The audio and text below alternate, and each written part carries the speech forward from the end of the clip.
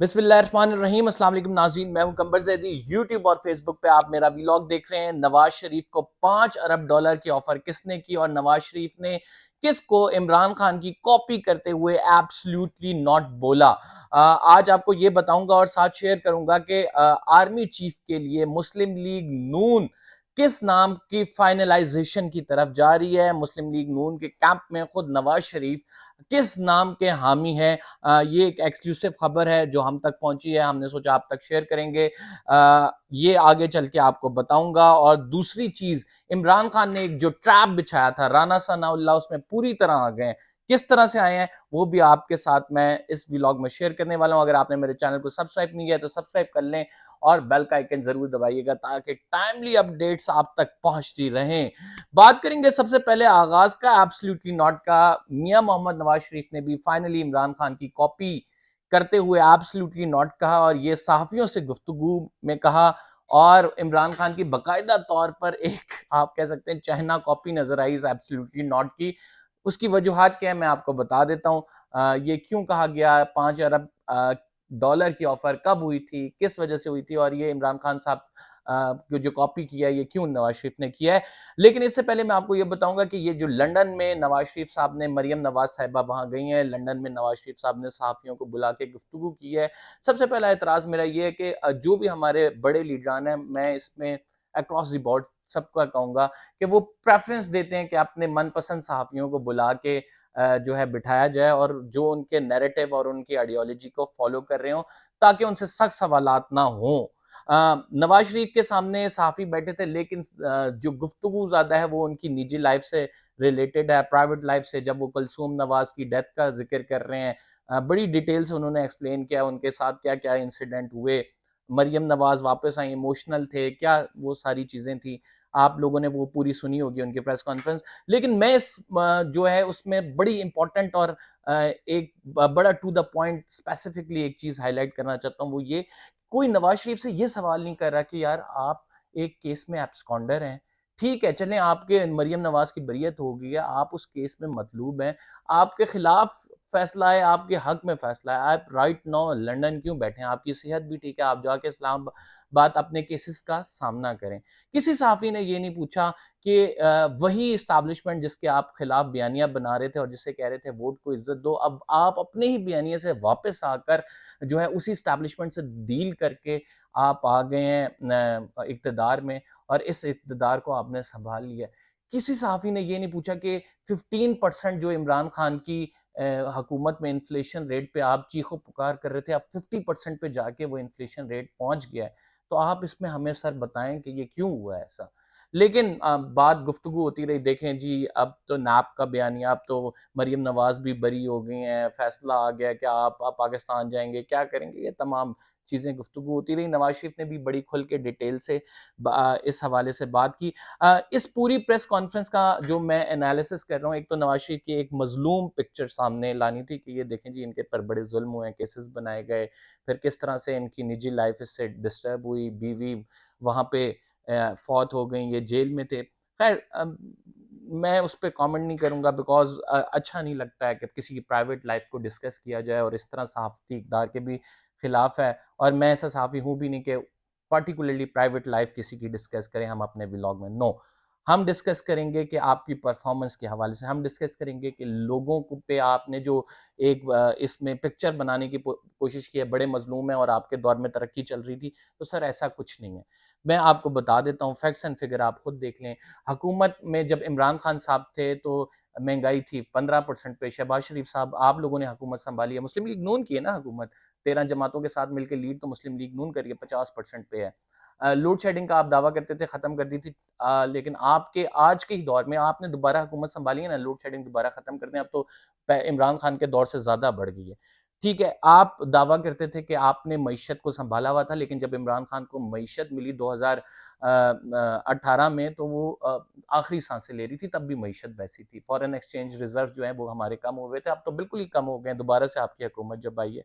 तो आप एटलीस्ट कौमी फराइज की बजा आवरी के लिए आपने कहा कि मैं पाकिस्तान आया और गिरफ्तारी दी, तो अब भी सर कौमी फराइज की बजा आवरी के लिए आप वापस आए, अपनी गिरफ्तारी दें, उसके बाद जो फैसला करेगी कोर्ट वो देखा जाएगा। आपने बात की कि कोर्ट लगभग जेल में आपके साथ ज्यादती हुई, जजेस ने ज्यादती की। सर, आपके साथ बिल्कुल जजेस ने अगर ज्यादती की है, आप आके अपने मुकदमात लड़ें। आपके साथ स्टैब्लिशमेंट ने ज्यादती किया, उन्हीं स्टैब्लिशमेंट से आपने प्लेट में रख के हुकूमत क्यों ली? आपको तो एहतजाज वोट को इज्जत दो का नारा लगाकर साइड पे हो जाना चाहिए था कि यार ये तो मैं इसके खिलाफ हूँ, हमने तो अवाम की हुक्मरानी से आना है, दोबारा इलेक्शन कराएं, देख लेते हैं कि आते हैं या नहीं। अभी तक आप इलेक्शन से भागते हुए हमें नजर आ रहे हैं। उन्होंने कहा कि इस हवाले से कोई सू मोटो केस नहीं लिया जाता।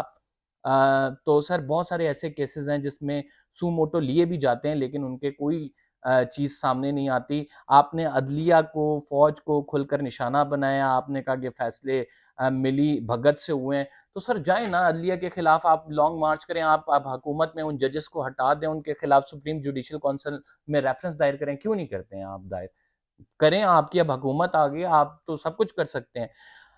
फिर उन्होंने जी एब्सोल्युटली नॉट, जो मैं आपको शुरू में कह रहा था, एब्सोल्युटली नॉट का उन्होंने नारा लगाया। एब्सोल्युटली नॉट का नारा तब लगाया गया नवाज शरीफ जब कहते हैं कि जब चागी में इन्होंने पाकिस्तान के हवाले से एटमी धमाके करने थे, तो इनको 5 अरब डॉलर जो है वो बैरून मुल्क से, खसूसन अमेरिका, और वो आपको पता है एक लॉबी जो है वो जो पाकिस्तान को मजबूत नहीं देखना चाहते, बहुत सारे ऐसे ममालिक हैं, उन्होंने इनकी झोली में डाले। इनके बकौल इन्होंने उस टाइम कहा कि एब्सोल्युटली नॉट, मैं ये 5 अरब डॉलर नहीं एक्सेप्ट करूंगा और हम ये धमाके करेंगे और पाकिस्तान को एटमी कुव्वत बनाएंगे। लेकिन ये एटमी प्रोग्राम जुल्फिकार अली भुट्टो के दौर में शुरू हुआ था, जिसका क्रेडिट सिर्फ इतना है कि ये नवाज शरीफ के दौर में धमाके किए गए, और ये क्रेडिट सिर्फ इस बात का लेते हैं कि हमें उस टाइम ऑफर हुई थी, लेकिन हमने उसको एब्सोल्युटली नॉट करार दिया। तो आज आप में ये हिम्मत है कि अगर अमेरिका आपसे पूछे कि हमें अड्डे चाहिए, तो आप उन्हें इमरान खान की तरह क्लियरली एब्सोल्युटली नॉट कहें, जिस तरह से इमरान खान ने कहा था। खैर, ये दो कंपैरिजन है जो मैं आपके सामने पेश करना चाहता था। ये नवाज शरीफ साहब ने बात की, हमने कहा आपके सामने रख दें। बात करते हैं जी कि मुस्लिम लीग नून के कैंप में कौन सा फेवरेट जर्नल है।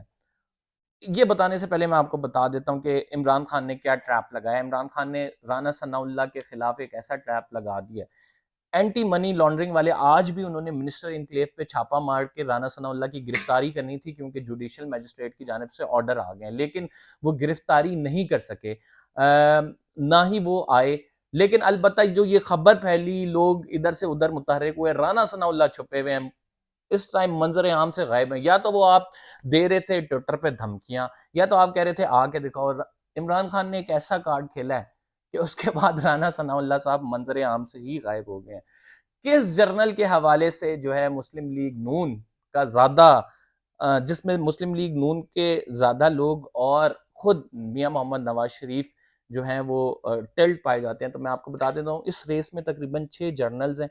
सबसे पहले आसिम मुनीर हैं, दूसरे पे साहिर शमशाद हैं, तीसरे पे अजहर अब्बास हैं, चौथे पे राजा नुमान हैं, पांचवें पे मोहम्मद आमिर हैं, और छठे पे जनरल फैज हैं। तो इनकी तरतीब आगे पीछे हो सकती है सीनियरिटी के हिसाब से, पर ये 6 लोग जो हैं वो इन प्रोसेस हैं, इन लोगों के हवाले से जो है वो डिसाइड होना है। देखिए, अब जो बात हो रही है ना मुस्लिम लीग नून के कैंप में, वो ये कह रहे हैं कि हमें इस बहस में पढ़ना ही नहीं चाहिए कौन सा फेवरेट कौन सा नहीं, हमें डायरेक्टली जो है ना सीनियोरिटी की तरफ जाना चाहिए। और आसिम मुनीर उनको सूट भी करते हैं बहुत सारी वजूहात की वजह से, चूंकि वो बाकी सारे भी कंटेस्टेंट हैं। मैं किसी को भी, सारे मुकाबले के हैं, किसी के हवाले से, किसी जर्नल के हवाले से कोई कुछ नहीं कहूँगा।